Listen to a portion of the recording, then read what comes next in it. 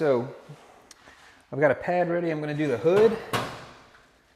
So you can see that. I just need, I'm going to just grab a couple of towels. So I have a lot of edgeless towels, and that's my favorite from the rag company. And depending on what I'm doing, I like a thinner nap or thicker nap. These, you should be able to see in the video. These I think are 300 GSM, if I remember right. And they have like a fuzzier side, a higher nap side than a lower nap side. So the lower nap side removes polishes and all that pretty easy. And I'm using a foam applicator pad, not a microfiber. The foam is going to give me not as heavy of a cut because I don't need that on this vehicle. And it's I kind of have a medium, so the foams have different hardness, based on, it could be for just the finish, and I'll come down so you can see. So they have a different like toughness to them if you press them. Some of them are really hard for more cutting. Some are really soft for even, something that you wouldn't use with a polisher. You would just put like a wax or a sealant on. And this one's kind of like a middle ground. And typically it would take a couple of pads, 2 or 3 pads to do the car. This one I'm probably just going to use one because I think I'm just going to use this machine on the hood and the roof and the trunk deck lid. Everywhere else, when a car has a lot of intricate lines, I like to use a smaller polisher because I have a little bit more control and definition. In our Volkswagen Jetta, for example, the doors are much flatter. I could use this, and I've done it before and not have a problem. Plus, I have some new polishers that I really want to use. So, so we'll start with the hood and do this first. So let me get my polish on my primer. My Gyeon Primer. All right, I'm just going to shake this up a little bit. And I'm going to do sections. So I'm not going to do the entire hood. I'm going to do maybe a fourth of the hood. And I'm going to do crosshatch pattern. So I'm going to come this way, and then I'm going to come back up and down and work each section with about 3 or so passes. Not a lot of pressure, just a little bit. So how I'll start is I always put, I'll show you on this side so you can see. So I put, usually this is kind of just my routine, some pea-size drops. I usually put 4, like that. And I'll tell you one thing about Gyeon, man, all their products just smell so clean and good. It's not strong, it's just good. So I always 4, and then just so I don't sling, I'm just gonna kind of rub it onto the car. And then we're gonna start, I'm gonna spread it around, and then I'm gonna go in the crosshatch pattern.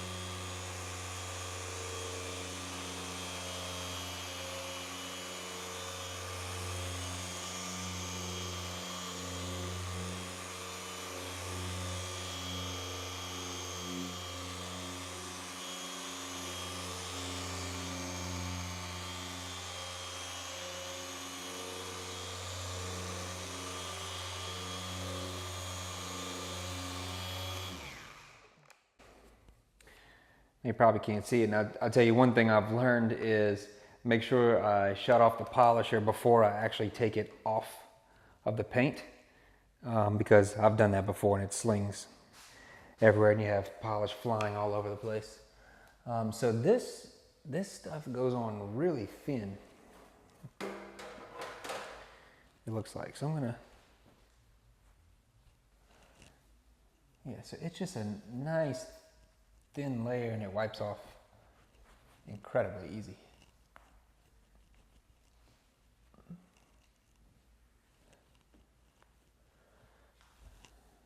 Trying to see, so, and it's incredibly smooth.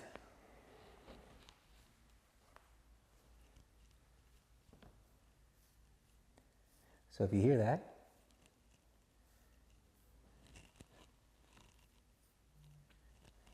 it's kind of where the smoothness to the non-polished paint goes. So that looks really, really nice.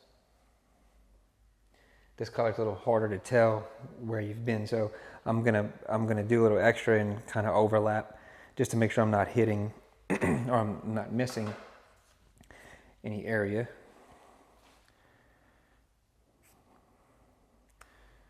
So again, doing my 4.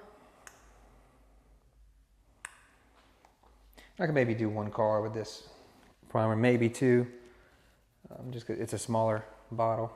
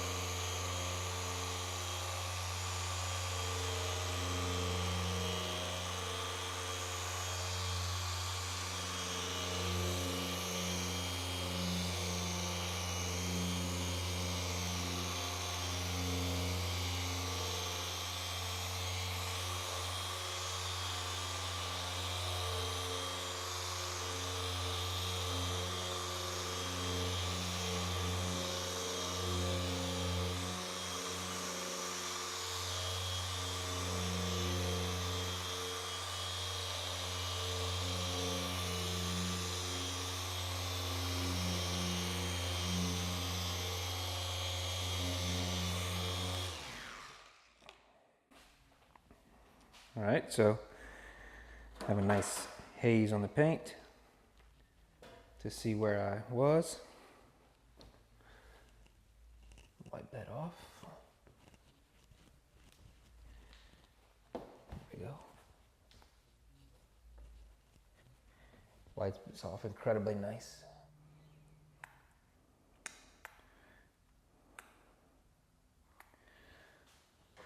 Four dots. Spread it around.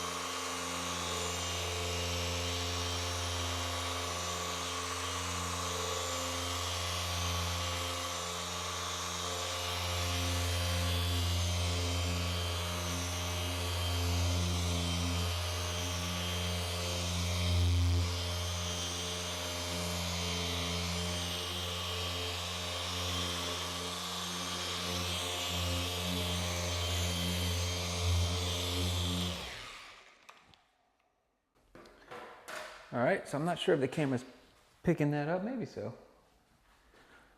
See if I can zoom in there. Might get, there you can see. So it just leaves a slight haze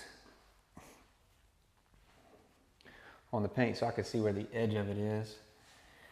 and just want to wipe to remove. This stuff just removes so easy. And you know what's my favorite thing about it? Absolutely no dust. I mean, this stuff has zero dust. Even, you know, the Adams polishes, you get a little bit, but it's pretty good.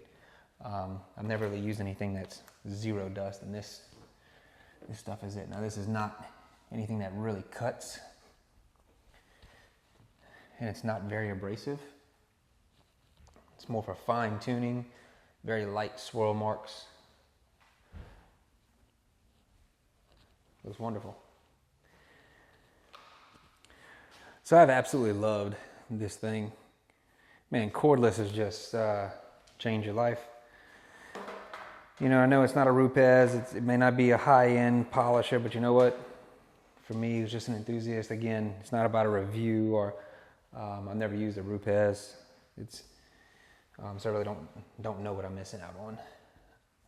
And that's okay, because this thing really does a great job. So the only complaint that I had was that the batteries take forever to charge, and you can't recharge them quick enough by only having two. So I actually have 2 cordless polishers and 4 batteries, and I only use one of the polishers.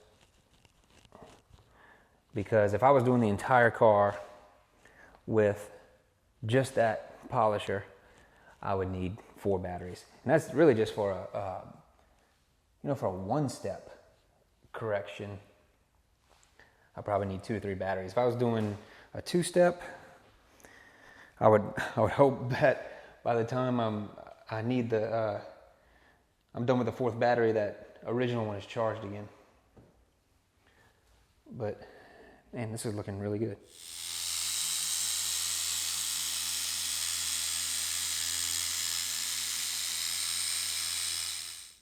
Good morning, everybody. Travis back.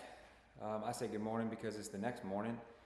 So I ended up shutting it down last night and to take a break just from being all day, from decon wash to iron remover to clay to then polishing and paint correction on, I'd say, maybe half the car.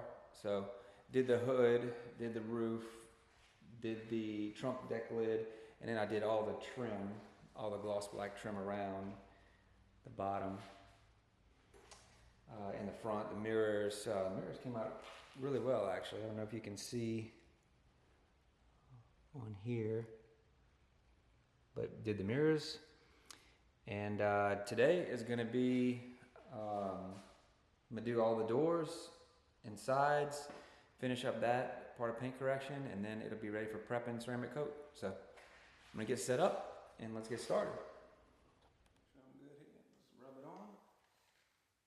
Spread out a little bit.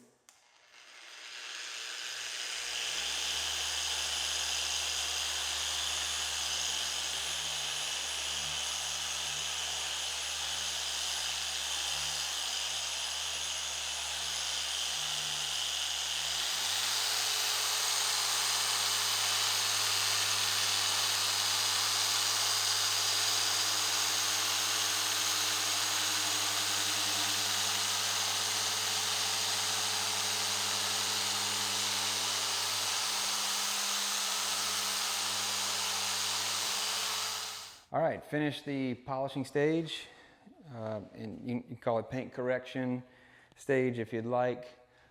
Just did a single step with a Gyeon Primer. So removed all the tape. Everything looks really good and feels really good on the entire car. So what we're going to do next is we're going to do some surface prep, which is, I have this Adams surface prep, which is just an isopropyl alcohol based spray. I have so much of this stuff that I'm just using this one. I really do like the Gyeon one, just because I mainly like the smell, but this is very light smell. I mean, it has a slight alcoholic smell. So you can see what it is. I've got a few bottles of it just from different things that I've ordered from them. So I'm just going to mist down the car. I'm going to remove any, leftover polish, or and leave this surface pretty bare, just ready for ceramic coating. So this gives me a good time, a good 5 minutes to 10 minutes just to talk about the car as well and talk about life. So I may have mentioned this channel, Decon Nation. It's short for decontamination. So if you remove part of that, you get Decon Nation. So that's kind of where I came up with the channel name. And pretty much just talking about life. If I talk about not business in particular, but just things revolve around business. So I'll just tell you a little bit about myself and get to know me. And my biggest thing is always just to try and be as completely authentic as possible for you guys. So, my name's Travis. I'm 38 years old. I grew up in South Louisiana. So still live here today. Looking back, I would love to move somewhere across the country, just not how the cards played out, and where my career is now. I'm settled here. I didn't grow up in Houma, Louisiana. That's where I live now. Moved around a little bit with my dad's work when I was younger, but for the most part, I would say grew up in the Thibodeau area. So I moved around until 5th grade and then settled there and really have been there ever since, besides 1 year at LSU, which I mentioned before, because then I came back to play golf at Nicholls State. Trying to get a little. See, it's a good step because it allows you to go back over the car, and I see just a little bit of primer polish there. I may have to pop the hood. So yeah, as I was saying, 38 years old, got 3 kids, went through a divorce a few years back, remarried now. Kids are, I have one who started high school. She's about to be 14 in another month. It's Madison. I have Tucker, who is 11. And I have Miles, who in about another week will be 8. Tucker's in 5th grade, Madison's in 8th, and Miles is in 2nd.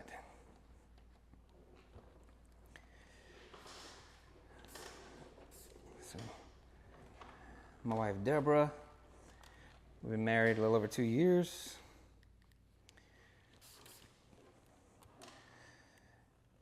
As far as what I do for a living, so I'm a State Farm agent.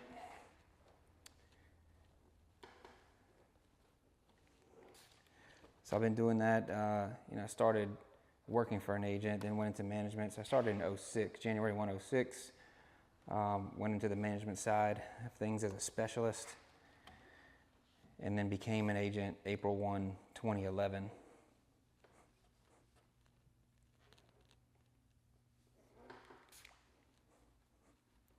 So I've been with State Farm 16 total years now.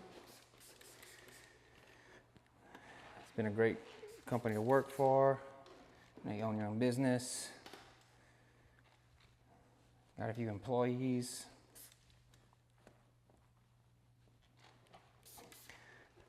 Can't really discuss too many business-related things on the channel, just from a compliance issue. But I do enjoy listening to a lot of business-related things, podcasts, more motivational and just outlooks on life.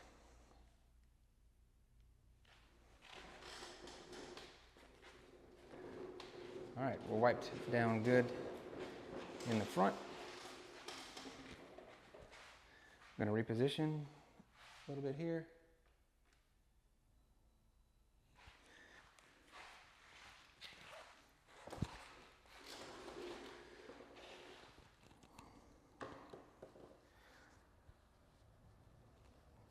So I'm pretty big on,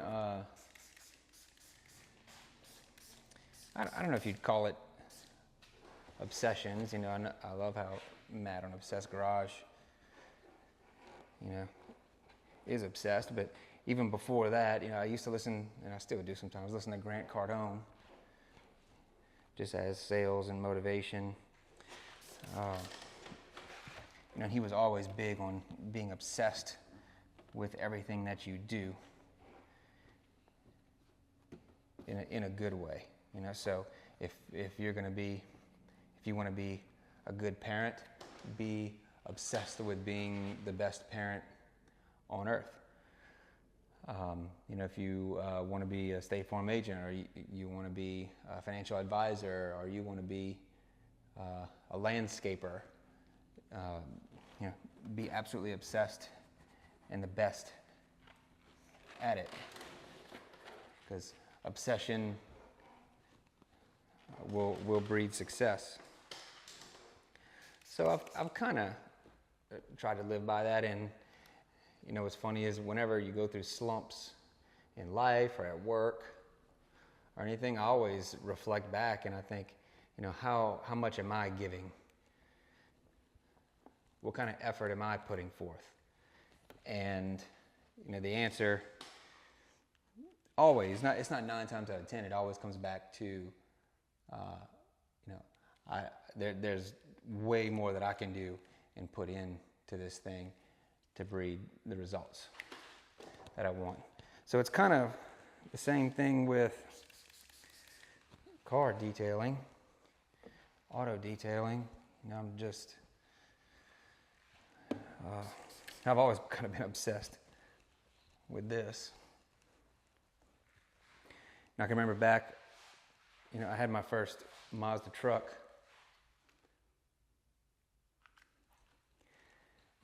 And I used to wash that thing so often, wash and wax it.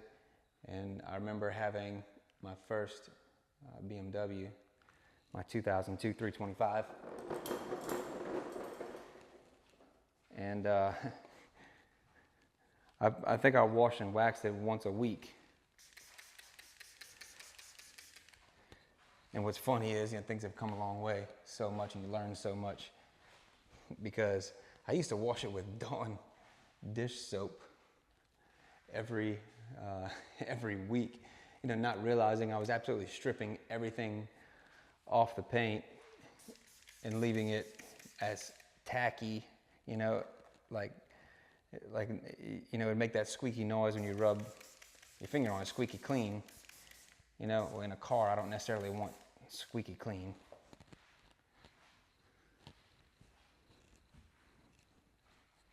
So I think I used to use that and Meguiar's Gold Class Carnauba wax. And I would have to wax it like every week, you know, but I just loved taking care of that car. And I had so much pride in that car. I was so proud of that car. And you know, that's the one that hooked me on BMW from there on. These came out really nice right here. These are very hard to maintain. They usually get swirled out so bad, but being it's a new car, and just polished it and I'll ceramic coat it. Hopefully it'll stay really nice.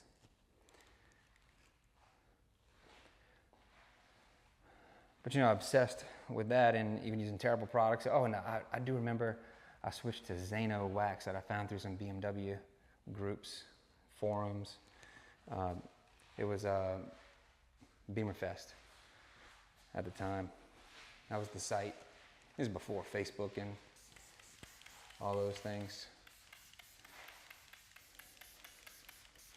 I love this is a little mini sprayer. I love these little sprayers. They just mist so well.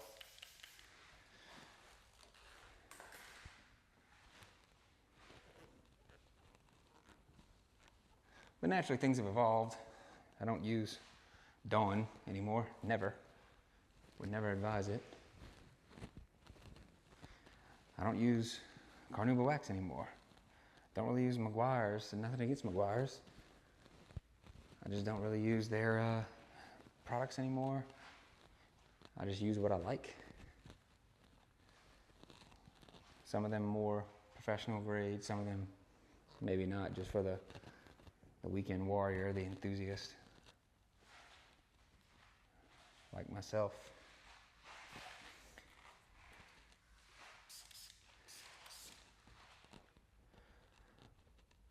But I love the whole process. I think more than the result, I love the process.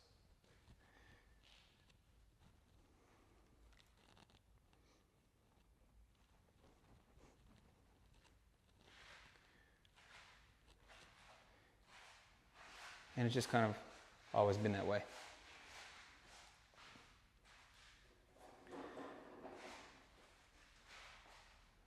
All right, so bring it around.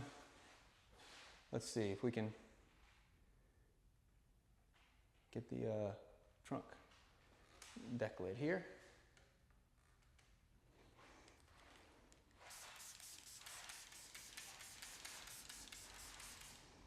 I'll just spray a good mist. It's not really important how much or little you use.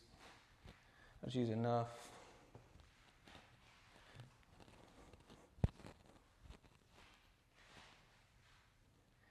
And I'm trying not to put too much pressure, especially on these gloss black pieces, because I don't want to swirl them up or scratch them up all over again. I'll probably get another towel here in a second.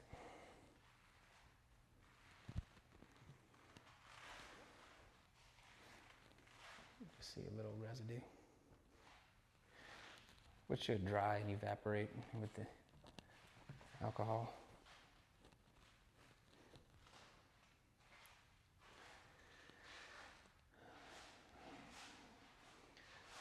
But yeah, so I'm an agent with State Farm. That kind of led me into a little bit of commercial real estate. So I started April 1, 2011. And just a quick story, what happened back in, it must have been late 2013 or so. The local parish or county, for us it's called parish. The local parish came to me and said, hey, we're expanding this road next to your office and we need you out of here. So they came and bought me out. So I had to do something. So I moved across town, built an office, and built some lease space on the side. So I have a couple of tenants on the side of me, which has been interesting. Because you start this thing and you have this project and you're like, man, I need to pay for it. So I need, I don't want to pay for it by myself, so I need people to rent from me. So I need people to rent from me to pay for it. So one thing I learned, I guess just listen, at the time I'm listening a lot to Grant Cardone, like I mentioned, and he's big into real estate, and sometimes you just gotta take chances. Sometimes you just gotta jump all in. Can't remember if I wiped this panel, so I could just wipe it again. I know I did the front, but so I took a chance. A big chance, and put a sign out trying to get some tenants before I opened, before the building was built, and was able to secure one who's still a great tenant today. It's a finance company, and they've been really good. And I had another location, because there's 3 total spaces and one's for me. Had another space that went unrented for a little while, and then an outdoor retailer outfitter came and rented from me. They sold like hunting gear and fishing gear and supplies. And then one day I come to the office on a Monday, and the building's completely empty, and they disappeared. Later on, find out that they filed bankruptcy, and so they filed bankruptcy, nowhere to be found. And the best advice I got at that time was, get it rented as fast as you can versus trying to fight it. So I did go some time without it being rented, which was not fun. And but you gotta learn. So finally, a gym came, like a small, more boutique gym, kind of a split, not CrossFit, but not straight weight training, but they do a lot of personal training and functional training, and they've been really good. They've been really good tenants, so I've really been lucky in that, which has allowed me to pay the note on the building. The whole goal was not to make money right now through real estate, but to have something set up for later down the road. So essentially, the rent that all three businesses pay, including mine and the other two, is to pay the expenses on the building between the note and the maintenance and the dumpster and the electricity and just all the different things, the property taxes, the insurance. So, and then, down the road, have an asset and have them run out. Have an asset down the road and also have some passive income. Some people love real estate, some people don't. But one thing I know is real estate's never gone down over time. It's been a pretty safe bet. So what happened in the middle of all that is, when I guess the blessing in disguise of the outfitter, the hunting store and all going out of business, is I had a vacant space. So at the time, a doctor's office came and inquired about it. They were in, I had 2,000 square feet available, and they were in a 12,000 square foot unit at the time. They were looking to downsize, but they needed maybe 8,000 square feet or so. And there was no way I could add on or do anything to fit them.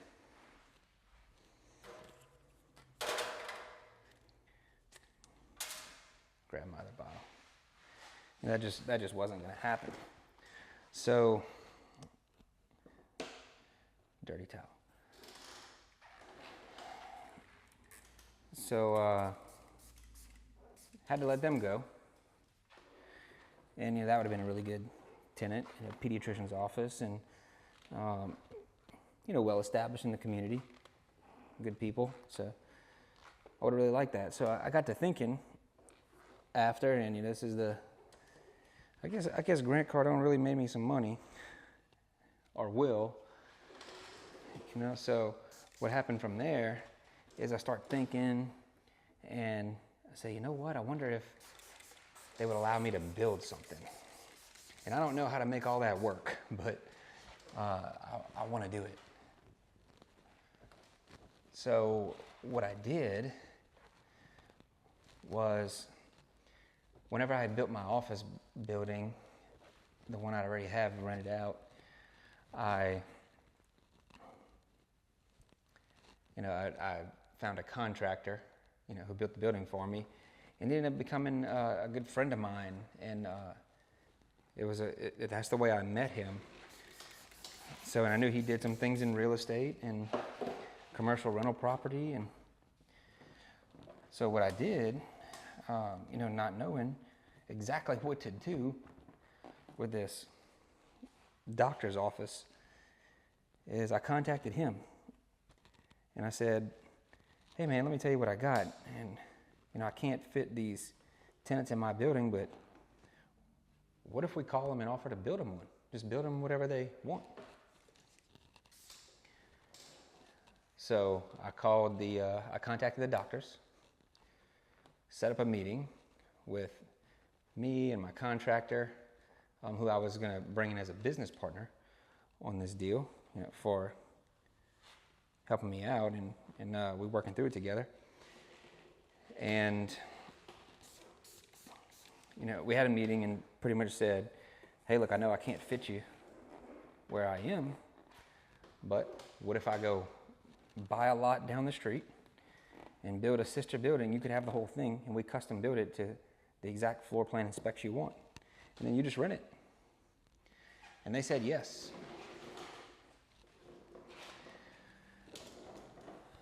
So the beauty of that deal was to have a building pre-leased.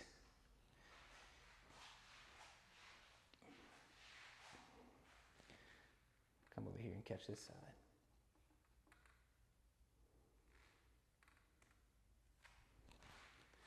So have a building pre-leased, ready to go for when you build it. With the same idea that I had with the other, with mine, which was just make sure the rent covers the expenses. So, along with my business partner, we proposed the deal. They accepted it. And I think that's the first deal I've ever done without any of my own money involved or having to put up any money. And what I mean by that is, Grant Cardone always says you don't need money to make money, you need courage. And that really does hold true. And everyone thinks it takes money to make money. And he says, it sure doesn't. It takes courage to make money, courage to ask and do it, or use OPM, other people's money. And that's the real estate piece, is using other people's money to make money for you. So to be very transparent with you, I didn't put up $1, and neither did my business partner. He didn't put up $1. We took 1 month of what the rent would be from this doctor's group. After they signed a lease. They signed a 10-year lease, committing to the building and the property. We took the 1 month's deposit, 1 month's rent as deposit, and with that deposit, we were able to draw up the plans, get all the architect and everything, all the preliminary work done to be able to start the project. And the bank gave us a loan to purchase the lot and construct the building with no money out of pocket, just that lease, with all the doctors committing. Where there's 5 doctors in the group, with all of them committing to this lease. So now we had a construction loan, and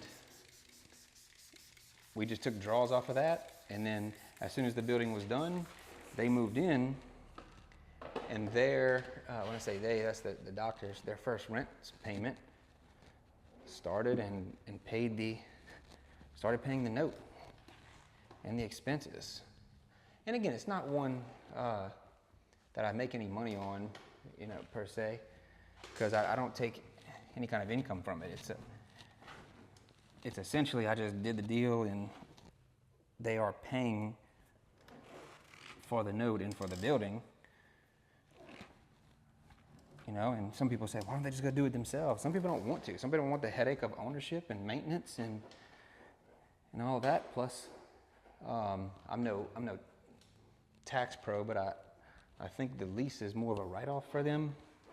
You know, the lease payment, something with that. There's advantages too, you know, for all 5 doctors. So maybe it's just easier for them to do that.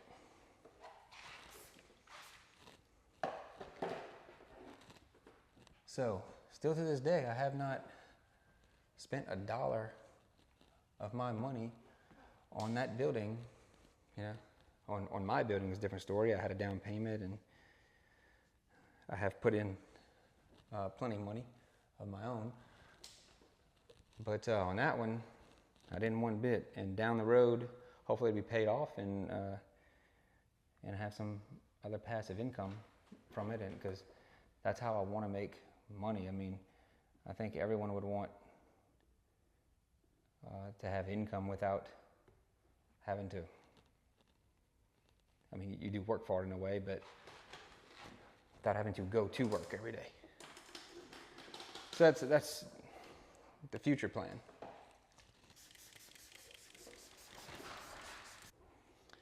So I've still never taken $1 of income from that property.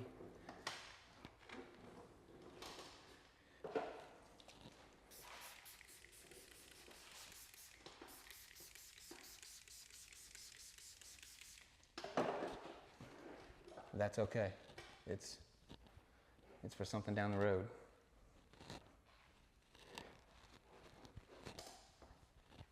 It's just being patient, sticking to the plan. But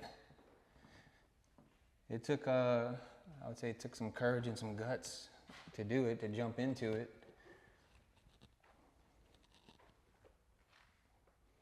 And it ended up working out really nicely.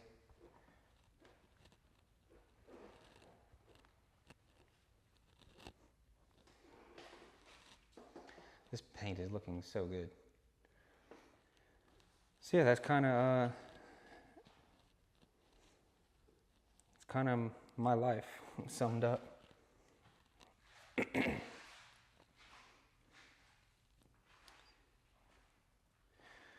do need to wipe the back end of the car, and then I'll be done with the prep. So I have the Adams graphene, so I need to use it.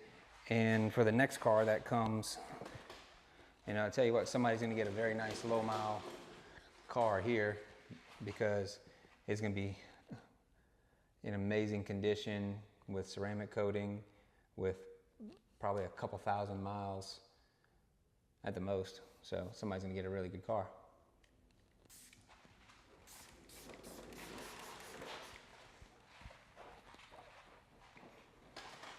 For the next car, I have G-Technic Crystal Serum Light, CSL, and XO4. I think it is the topper. So I'll probably do 1 coat of CSL on that car and then 2 coats of XO. What I tend to do is, like, for example, I've learned a lot from Adams and watching their videos. So I do try to purchase through them. And then all the Obsessed Garage things I have, whether it's, you know, this hat, lots of supplies, or if they sell something, I buy it through them as well versus on Amazon or other sites, just to give back, because I've learned and gained so much knowledge, you know, through their research and things, that it's just a way of me giving back to help them, to say thanks. And lately, there's a new channel and somebody who's been helping me out, and it's Status Detail. The guy's name is Evan. You need to check out his channel. He's really informative, and I've even reached out to him, and he's been awesome, and just giving me some tips and advice on things. And he's just very open to talking and helping, which is really cool. I'm like that, and I love that. You know, I help anybody, even if, like, you know, in my business, if you're not a customer and you just have questions, I still just believe in giving and helping, regardless of if you buy from me or not. So I felt that from Evan with Status Detail, and his page and his camera editing and all is pretty awesome. So you need to check him out and follow him, subscribe. So I actually bought the Crystal Serum Light through him because he has his own detail store, and just wanted to support him.